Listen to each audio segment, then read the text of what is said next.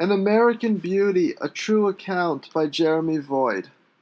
Dear you, remember me? We met on my 20th birthday and I asked you to buy me beer. Since you were 23 and I learned later that you had the hots for me, you said you would as long as we drank together underneath the bridge. That was when I should have turned my back and instead walked away with Joe and Fink.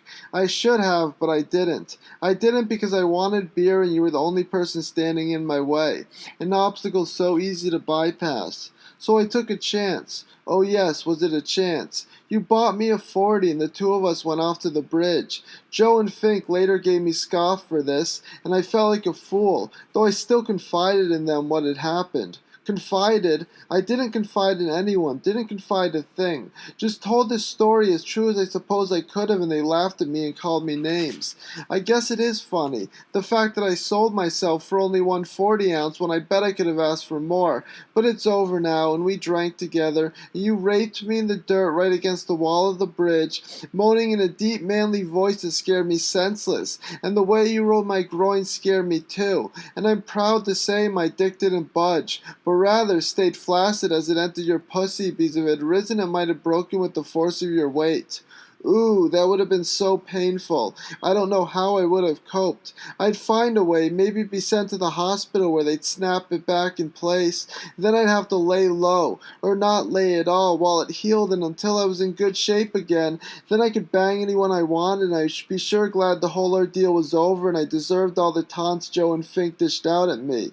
But that wasn't the strangest thing. The strangest thing to have happened was after it was all done and when we walked back to the pit. You said something I couldn't get my mind around, not then or now, for what you said stuck in my head like a stick of dynamite, and my head inflated with hot air when the flame finished eating the wick, and the stick exploded and flared as my ego grew to an epic size. What you said was, you thanked me for showing you a good time. And like I said, my dick didn't even harden, but remained limp as you thrust your fat hips to and fro, humping me as if you're a horny wolf. And all that arose from my frightened self was a fear of uncertainty and the confusion of how I'd ended up here, and the wondering realization that I'd sold myself for only one 40-ounce of beer, which, I might add, tasted like piss and wasn't worth it at all. But still the deal was made that you would buy it for me if, and only if, I agreed to drink it with you, just the two of us, underneath that grimy bridge.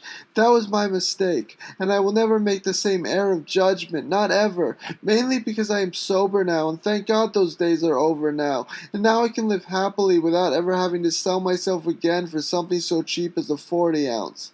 With love, Jeremy Void.